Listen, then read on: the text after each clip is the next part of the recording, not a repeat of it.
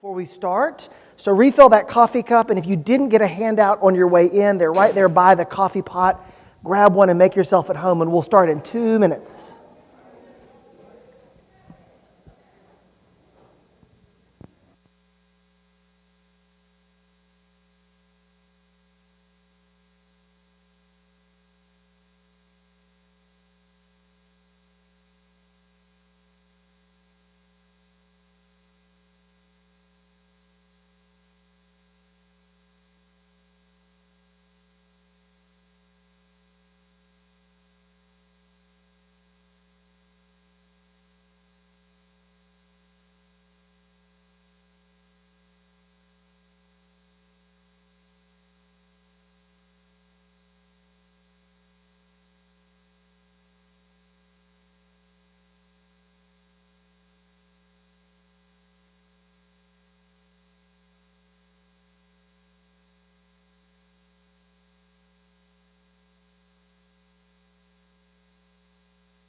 Welcome, everybody. Glad that y'all are here. Welcome to those watching online. This is the second in a 4-week series on a creator and created, kind of looking at a theology of creation, the sacredness of the universe, the material world. There is, of course, an implication for how we treat the world that we live in. But even before we get to that conversation, let's talk about what do we believe about the world? What do we believe about water last week, land this week? Next week, we'll look at food, which is closely related, of course, to water and to land. We're going to have a 1-week break for our Tippy McMichael speaker. And then we'll come back and finish off with the concept of dominion. What does it mean that God set us over creation? And what does that mean? And what does that look like? And how does our understanding of that change? I'm excited about this series, and I'm glad to be with you today. Let's start with the prayer on your handout. It's the prayer in the shaded box of text. And let's pray this prayer out loud together. We give you thanks, most gracious God, for the beauty of the earth and sky and sea, for the richness of mountains, plains, and rivers, for the songs of the birds and the loveliness of flowers. We praise you for these good gifts and pray that we may safeguard them for our posterity. Grant that we may continue to grow in our grateful enjoyment of your abundant creation to the honor and glory of your name, now and forever. Amen. A week ago Monday, if you prayed the daily office that day, you came across this reading in the daily office. It was a part of our Old Testament lesson for Monday a week ago or so.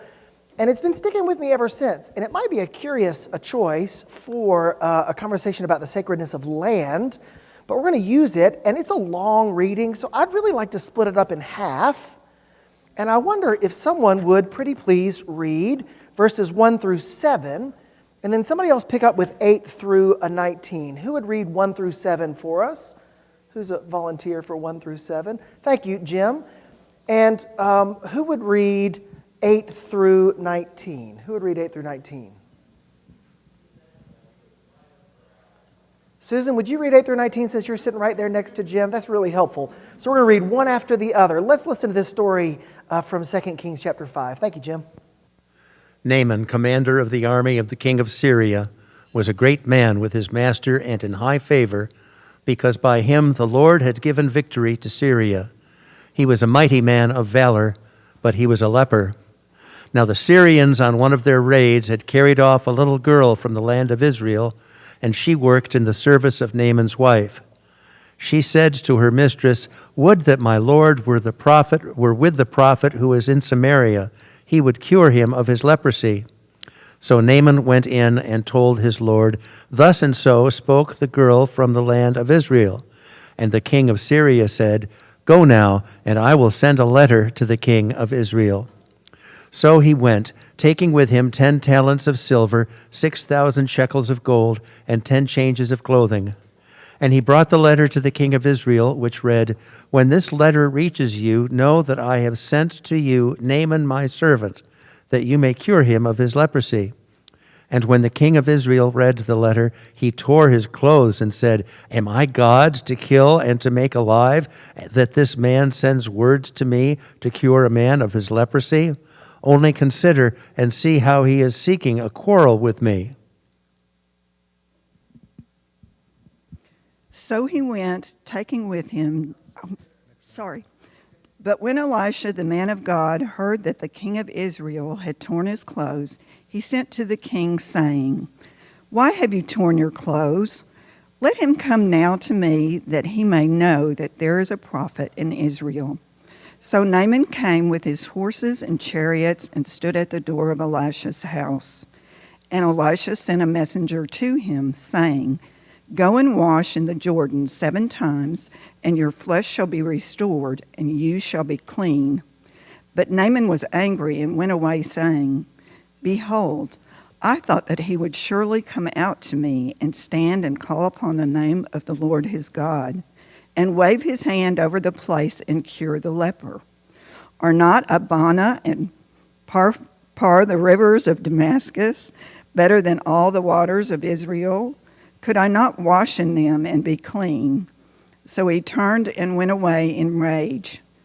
But his servants came near and said to him, "My father, it is a great word the prophet has spoken to you.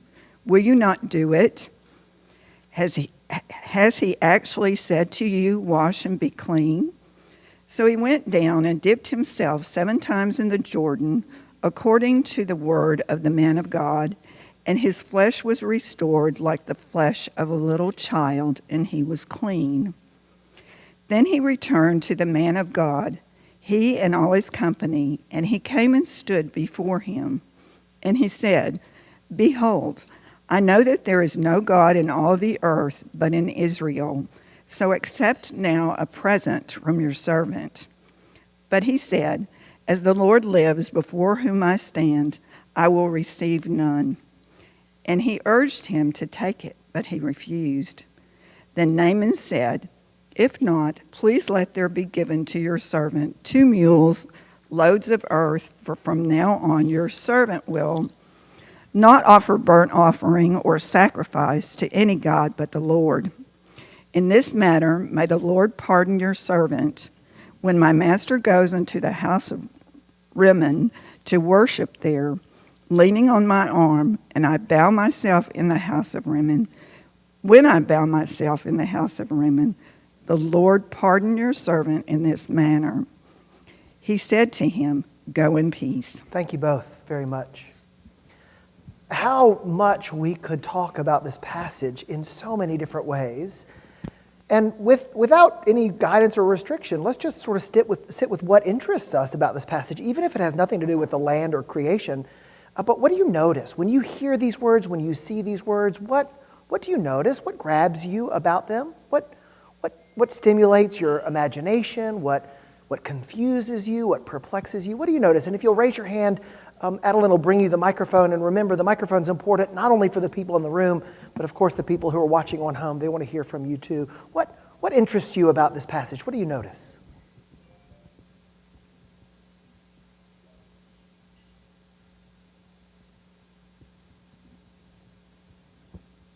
Yeah. Hold on just a second. It's always the one on the opposite side of the room. Here comes the microphone.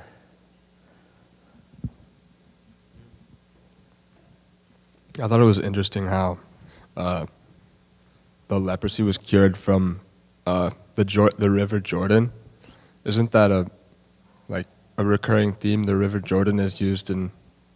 Isn't that like where James the Baptist does stuff? Yeah, that's right. That's right. Yeah, absolutely. The Jordan River is central to the life of Israel, Old Testament and New Testament life of Israel. Kind of the river that kind of defines kind of like we would say the Mississippi, right? The Mississippi defines where Arkansas starts, at least if you're coming from that side of the state. You might say the Arkansas River is just as important perhaps, but those kind of defining rivers that define not only physical, geographic, political boundaries, but also spiritual boundaries. Yeah, isn't it interesting that the River Jordan plays that role? Yeah, thank you.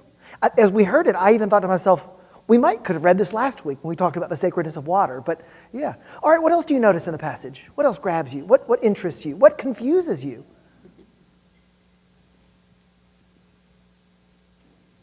Yeah, Richard.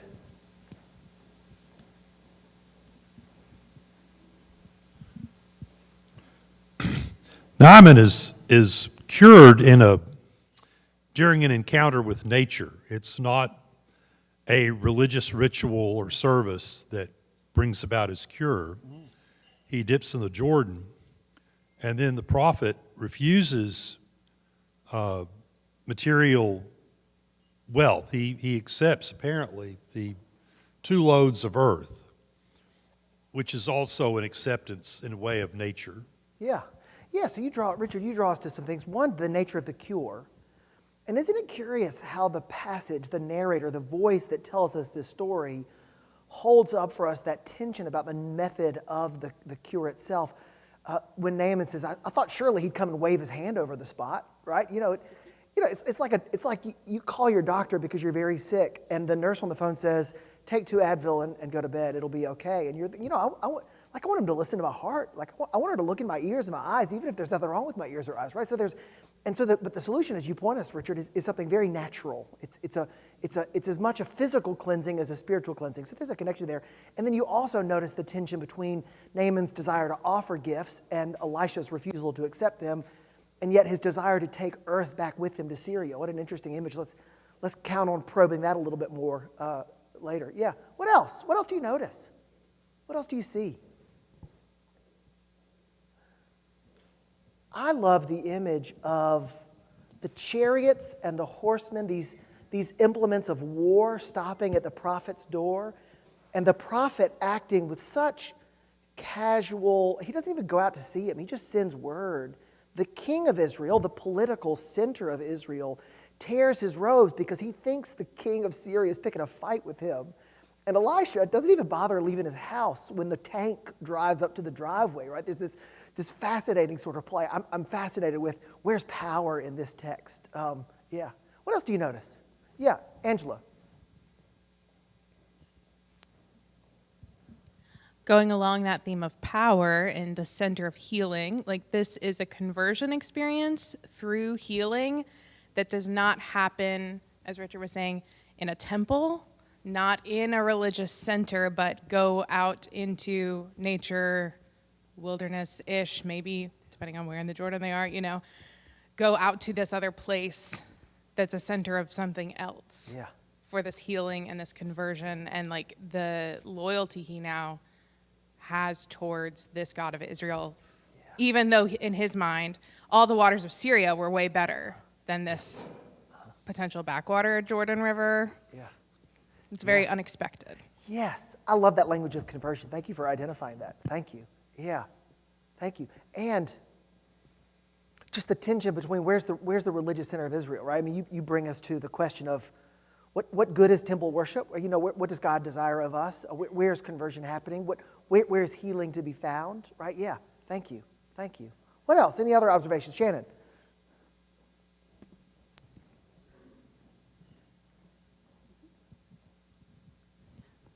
I'm just surprised that Naaman listens to his servant. That's the turnaround point is when he says, "But wait, why don't you just do what he said? It's easy. Yeah. See what happens. Yeah. What have you got to lose?" kind of thing. Yeah, thank you. What a wonderful example of working through people of traditional expressions of power, military power, this mighty warrior who is dealing with this debilitating issue and the nature of those servants, what they say to him, and how they're effective in that way, that as you say, that he would listen to them. Yeah, yeah, huh, yeah. Ray, was that a hand? Yep. Is this the first place in Scripture where we have national religion reduced to cultural relativism? He says, when I go back and be with the king, he's got to bow down in the house of Rimmon. I hope you give me a break on this. Yeah, I would actually, I might say the opposite is true, right? I mean, I think this is a rejection of cultural relativism. He's saying, look, I've got a job to do, but I want you to know that when I'm in this house, my heart won't be there. I'm going to be looking to Yahweh, right? I mean, think about this. The reason I chose this passage is because of the 2 mule loads of earth, right? What is he asking for? The man who says, aren't the rivers of Damascus better than any of the rivers of Israel, says, can I just take a wagon of dirt back with me? Because I want to take some of this some of this God, some of access to this God with me. I mean, and the fact that he then goes further, and this isn't just, of course, on the lips of Naaman, it's the inside of the religious community who have refined this story and given it to us. The fact that as he says, can I have 2 mules of earth? Because I'm never going to offer sacrifice to the gods of Syria. And when I'm in the gods of Syria's house, know where my heart really belongs. It's in my backyard on that shrine that I've built on this pile of dirt, because this dirt is what keeps me connected. It's a fascinating, weird story, right? Have you ever known somebody who collects dirt from sacred places? Have you been to the National Monument to Peace and Justice, National Memorial for Peace and Justice in Montgomery? It's often called the Lynching Memorial. That's actually not part of its title, but it shows the names of people who have been lynched in every county in the country, and there are jars of dirt that are there, like actual physical jars of dirt that someone went and collected, like in Elaine. Someone went to Elaine, someone went to Tulsa and got a jar of dirt, and it's there. There's something about that physicality, right? Let's springboard from that. Let me ask that second question. So what does this passage teach us about God? Like, what's the nature of God that's being conveyed in this passage? Even if it's not the way you primarily think of God, but what are we learning? What are we being taught about God through this weird story of water and earth and one God and not the other, and waving hands but not waving hands? What is this story trying to teach you about God?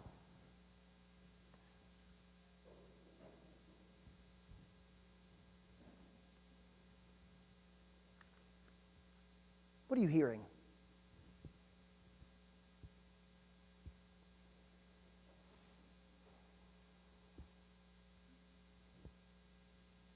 What do you think? What's this telling us about God? What kind of God is this portraying? What sort of God is this?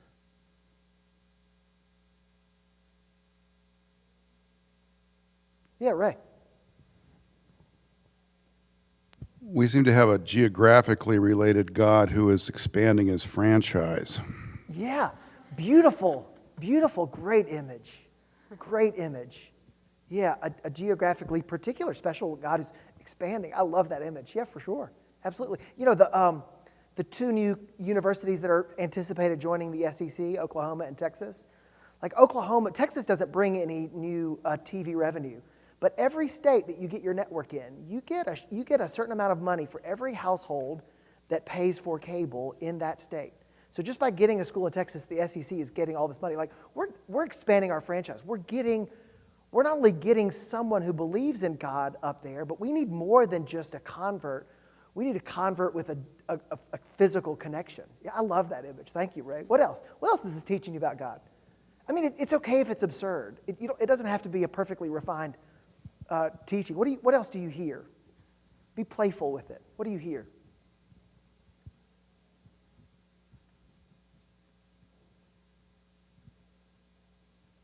It's strange to me that God is manifest in earth, in dirt, in the life of someone who probably has a career as far removed from farming as anybody. You know, this strong, powerful military person. You remember, was it George H.W. Bush who got in trouble for not knowing how much a gallon of milk cost? Or maybe it was Clinton, I can't remember, but somebody got in trouble for not knowing how much a gallon of milk cost. Naaman had no idea how many acres of land was necessary to sustain a milking goat. Like, he doesn't care about that. He is the most powerful general in the country. He is the king's right-hand man, and yet it's dirt, it's earth, it's this stuff that is the business of gardeners and farmers. I find that really interesting, that God gets him in this very the word humus, dirt, humble way, same root. Yeah. Well, let's think about, we're not going to answer this third question in this moment. We're going to use it to springboard into the next topic. But what does this teach you about the importance of earth, of land, of dirt, of property? And look at that second heading, the sacred land. I want you to think in your life, what's a piece of property that is important to you? Maybe it's land, maybe it's not. But what property matters to you? What property is sacred to you? Maybe it's a place of ancestral origin. Maybe it's a place that you now call home. Maybe it's your place. Maybe it's a place that you don't own but visit, a park or a sacred place, a place of pilgrimage. What places, what's one place in your life that is significant in that way, powerfully, spiritually significant, enough that you might even take a jar of dirt from that place and take it back home with you? Or if you had to leave that place, if it's the place where you live now, that you would want to take with you, and maybe it's not dirt, maybe it's something else, a picture, a rubbing a leaf, something else. But what's that place for you? Who's willing to share a story of a place? And as you name that place, why is that place so important to you? Yeah, Richard.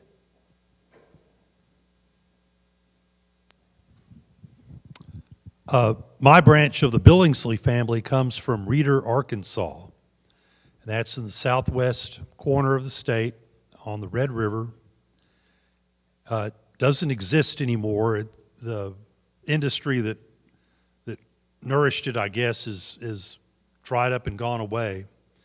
But there are a lot of family stories about that place and what it was like and what it was like to grow up there. And there were sad stories about a hanging tree, and there were happy stories about families coming together and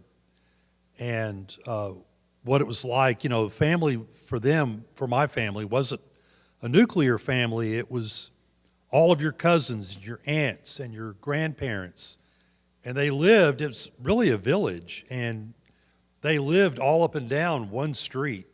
And it was pretty marvelous. Thank you. Who else has a story? Yeah, Susan. I don't know if it's a story, just maybe an observation. Yeah. My place would be my home. I've lived in the same spot for 32 years. And so it's not really the land, it's what happened on that land, what that land represents to me, the times of my life that have been happy and sad, and the people that I love, and so I guess what's happened and the people that land symbolizes. Yeah. Thank you. Thank you. What else? Yeah. Okay. This is actually water. I lived most of my life along the Gulf of Mexico, and I have a real I have a real attachment to the Gulf of Mexico, and so much has happened there. You know, just sailing on it or canoeing on it, but also the hurricanes that have come in and destroyed different parts of the family's belongings. But also, my grandfather bought this old farmstead about 100 plus years ago, and I come from a very large extended family, and the different families would go on the weekends. And my cousins are, I have over 108 first cousins. My cousins are, some of them, like brothers and sisters. And it's all because of this one piece of land that we share. And next year there'll be 528 directly related relatives there. And there's just a very, very strong pull for me. And even though I grew up in one place, this family property, this extended family property, has just bound us all together in a deeper way than I think maybe other families. But I'm running. Thank you. That's okay. Thank you. We got time for one more. Who else has a story of a land? Yeah, Jim, right here. Right. Yep. In 1920, my father's parents moved to an area of Canada about 150 miles north of Toronto, and they spent summers there for decades. In those days, it was cheaper to live in Canada than it was in the States, and they would live in tents. After a while, they upgraded, and they put the tents on platforms. But they did that for many, many summers, and my dad essentially grew up there in the summertime, and eventually married and brought my brother and me up there as well. And it was a lovely place. It was quiet, and it was in terms of the fishing and just the smell of the evergreen trees. It was quite remarkable. Things changed, and one day my dad and I were swimming and talking about maybe we were going to have to sell the place, and it was getting a lot more crowded, and people were not as courteous with their boats and so forth. And I said, it's not really the same around here. And my dad said, it hasn't been the same around here for a long time. And it just broke my heart. I didn't bring a piece of dirt back from there when we finally sold the place in 2002.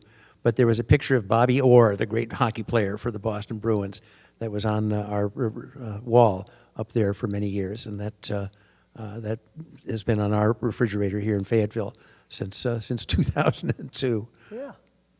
Thank you, Jim.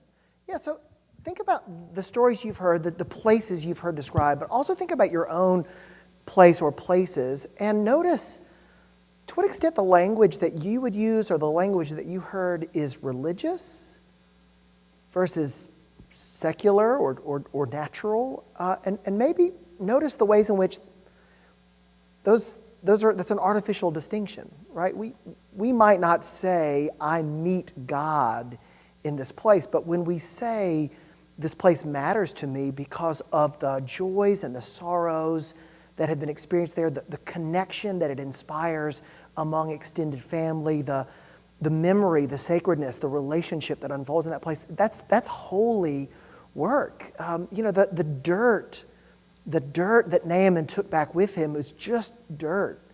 But for him, for God, for Elisha, for whomever, there was a sacredness, a connection through it. Are not all of the rivers in Damascus nicer than the rivers in Israel? Is not all the dirt there different too? And yet there's something drawing into the sacred. And I'm fascinated with how God reveals God's self to us in these places, in these landscapes, in this plot of ground, in these views, partly because of with whom we share them, partly because of where they find us, what part of our life they find us in, part of what they represent to us, but also because of an inherent full sacredness there that I think is easier to experience. It's easier to know the sacredness, the holiness of these places, having reflected on them the way I hear you reflecting on them, than it is to sort of read about the Bible or a preacher man to tell you about taking care of creation. But it starts with the kind of experience that Naaman had. I'm going to hand it over to Adeline. I'm going to take over on the microphone duty, and she's going to finish our class today. Adeline?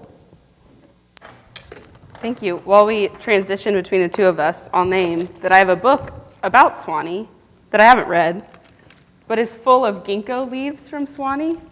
It looks like I read it if you picked up the book, but it's just full of leaves. So we hold on to those things. I'm going to share with y'all just a little bit about our desert fathers and mothers, but the desert fathers are the ones from whom we have the most writing and therefore know more about their spiritual practice.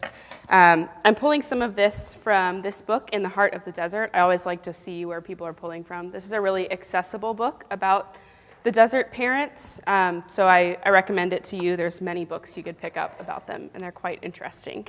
I'll offer this, just a couple of quotes for y'all, and then we can talk about what we're hearing through them and hearing through the practice of the desert fathers. This first one says, "The desert was a place to be admired for its wonderfulness and boundlessness. Admired, says the life of Anthony, but not adored. One was to wonder at, but not worship, the beauty of the desert. Worship was due to God alone as author and creator of the world. Awareness of the natural beauty of the world leads to awe before the divine beauty of God." I think that distinction is really interesting that Anthony points out in his writings. We're sort of getting Chrysavgis, his input on what Anthony wrote for us. But I think that it's an interesting distinction, and it makes me think about things like stained glass or icons that we admire, but we know that they're not God. but they're a lens through which we can see God. And I think for many of us, that is what land becomes, whether, as Evan said, whether we name it explicitly that way, that's a place where I see God. But there's something about land, maybe a really lovely view, maybe a place that has been home for many, many years or many generations.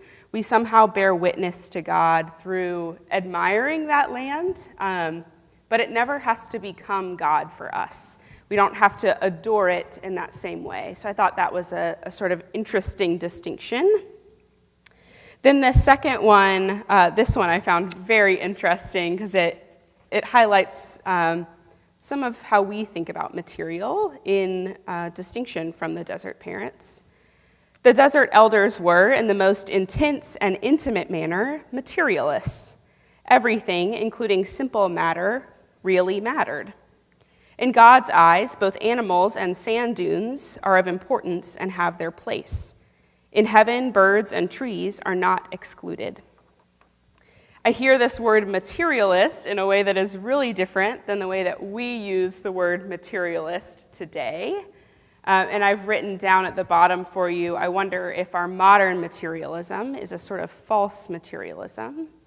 The material that we think about today, I think when we say someone is a real materialist, we mean they own a lot of things and they're really attached to the things that they own. More than likely, we're not talking about a farmer when we say, oh yeah, they're a real materialist, someone who's, has their hands in the dirt. I don't think that's what we mean by it. So I find that an interesting way to think about the desert parents, people who are leaving behind what we would call material lives and going and being in the desert, a place where there's very little, and yet a place of deep connection with God. And still we're hearing them called intense and intimate materialists. Sort of fascinating to me. I wonder what you notice in those couple of quotes and the thoughts I've offered for you there, or what else you're curious about in relation to our desert parents.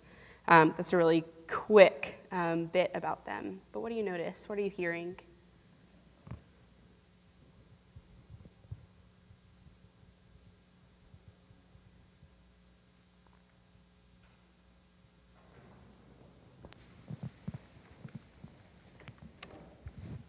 Before I came to Arkansas, I was a mine inspector for Cal OSHA, and I missed the mighty deserts of California, the upper and lower Mojave. Yeah.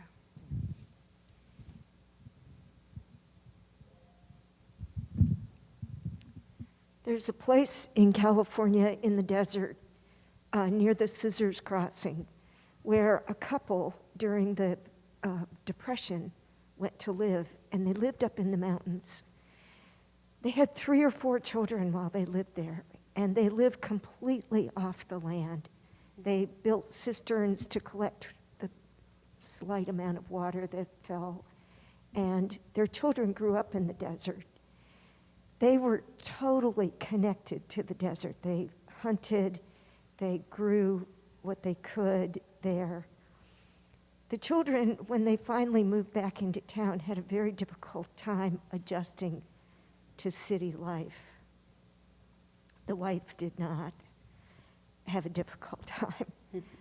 After a number of years, the husband wanted to go back, and the wife said no. But they were truly intimately connected to the desert. Yeah, that sort of life requires an intimacy with the land. And it's something that now, historically, people had to have an intimate connection with the land or have a neighbor who did.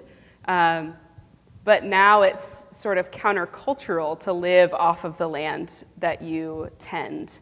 Most of us, maybe you have a backyard garden, but most of us go to the grocery store or the farmer's market and get those provisions we need and don't have that same relationship with the land. It's interesting now to think about people who are choosing that sort of life and it being named as really countercultural.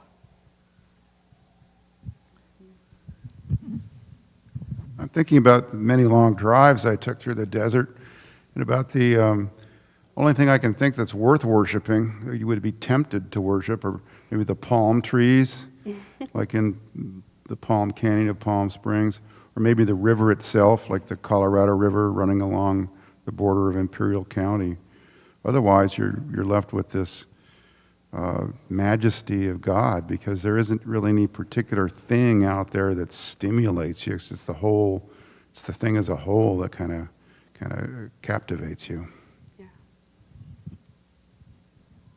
I like the way that you said that, and it mirrors what we have here, the wonderfulness and boundlessness in a desert, in many places out in wilderness.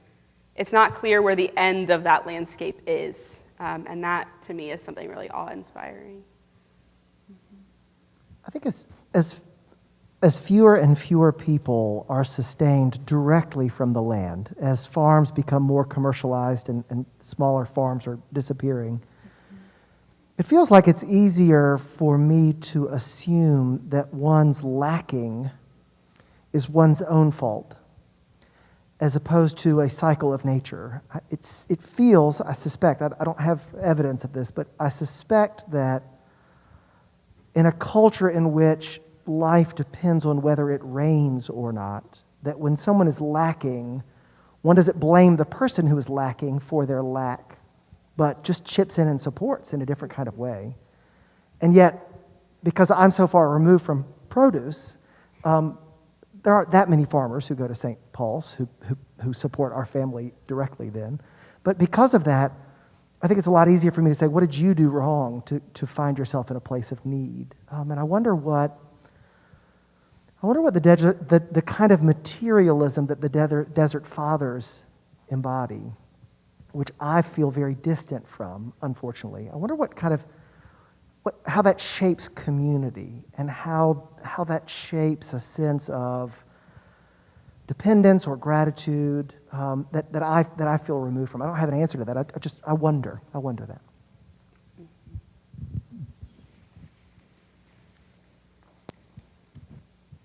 I'm also thinking about this materialism and what matters to the Desert Fathers and what matters to us now. And I think it's a shift from sufficiency to saturation. When you're a desert monastic and you have to live with what's around you, you find enough to get by. And now our version of materialism is, well, there's just too much. Our markets are so saturated. You can go to the grocery store and have 50 bajillion different options, and it's too many to even make a decision and know what is the best, healthiest, most ethical, best thing for the community. Where's the best place to put your money? You have no idea, but that separates us. The saturation separates us from the land, from the hands that are touching the land, picking things, creating things. And that separation separates us also from God, from each other, from God, from the land, from these processes. And how do we get back to that? How do we dig into deeper connection and relationship to what really matters, whether that's physical matter and meaning? We'll talk about food next week, but the thing that pops into my head as you were talking was how at the grocery store, this sort of oversaturation we experience is that many of us have less of a sense of what foods are in season because we have access to things like bananas all the time, which most of us would not have bananas if it weren't for industrial farming and our grocery stores. But this oversaturation means that we don't know what the land is producing for a life of sufficiency at that moment, which is just sort of fascinating to me.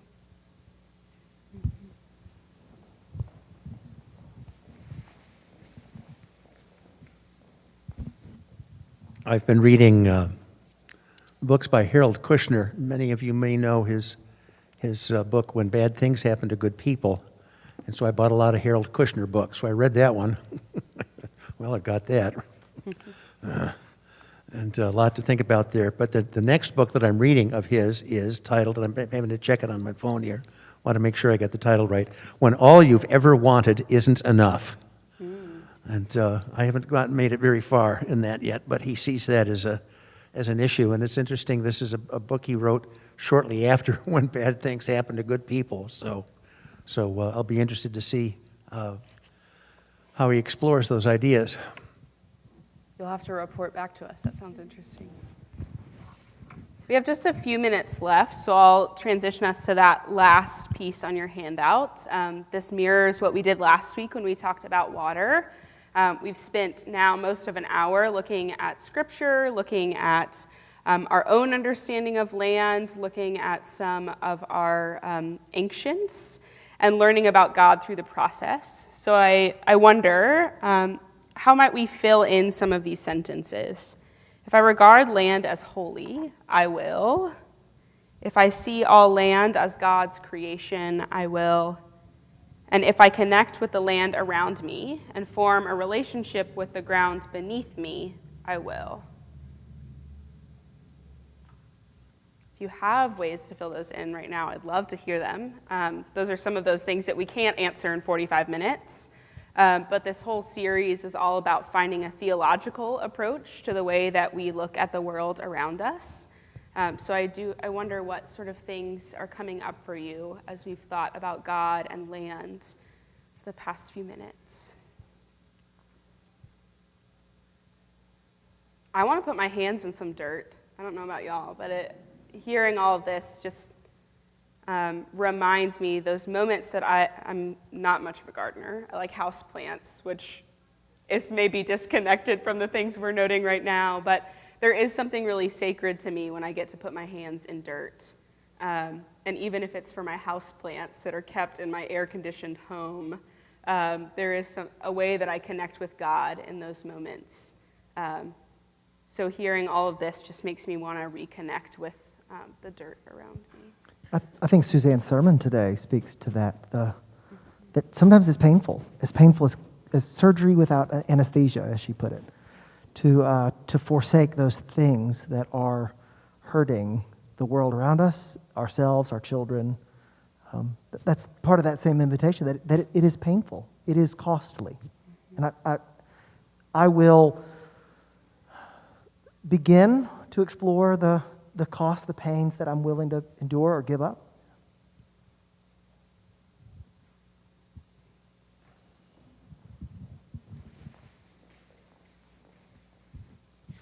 Ched Myers has a fantastic program, idea called Watershed Discipleship, and it's getting in touch with your local watershed where you live and learning what water sources fuel where you are, what animals live there, what plants grow there, what is native. And I've always been really intrigued by that, and especially being very new to a new place of land. How can I learn more about where we live, about our particular neighborhood, as well as Fayetteville and Northwest Arkansas, and learning the stories of people who have been on this land. And it's a lot of head knowledge for me, but that's where I start and then move into okay, well then how does that call me to act and move and live, and who am I in relationship now that I know these things?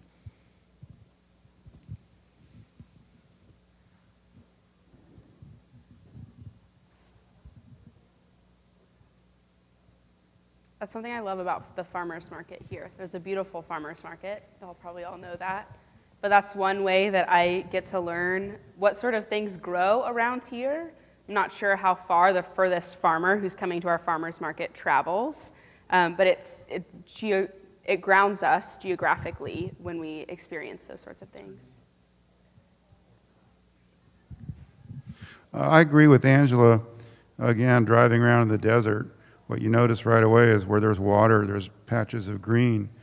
To me, these 2 weeks, it all turns on having clean water. In the desert, it's water that isn't too heavily mineralized, so it doesn't slowly poison the soil. We moved from California because of the drought of 2015. And here in our karst topography, we have to be very careful not to let pollutants get into the watershed and into the groundwater because it travels so easily.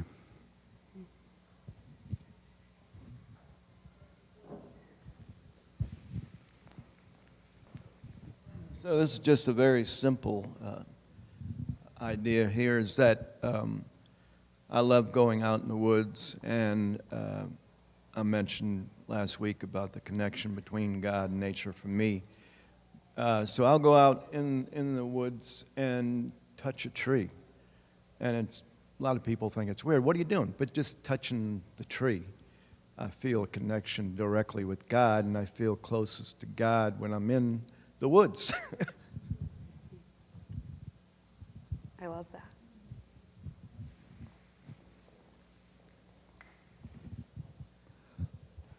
I was just listening to a podcast on being, and Krista Tappert had a guest on who's a forester, and she studies forest ecology. And it turns out there are things that live under the ground, bacteria and fungi that help transmit messages. The forest is like a giant brain in a way, and they, you know, it's not like trees are in competition with each other for water and light. They actually support each other.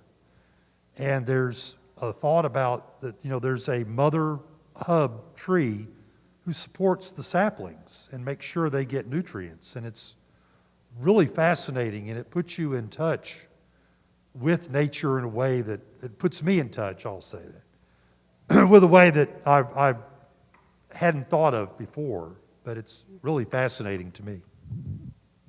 Do you know Roald Dahl's short story about, being able to, there's a man who invents a device that allows you to hear what plants are saying. It's a wonderfully, beautifully ironic story. I don't remember the name of the story itself, but if you want to know more, ask me next week and I'll have the name for you. It's delightful and terrifying. Yeah, the communication of plants is fascinating. There's a lot happening there. There's a really interesting documentary on Netflix right now that's about mushrooms and the people who study them. It's quite fascinating and has some of those same things embedded in there. I commend that to you. It's really fascinating.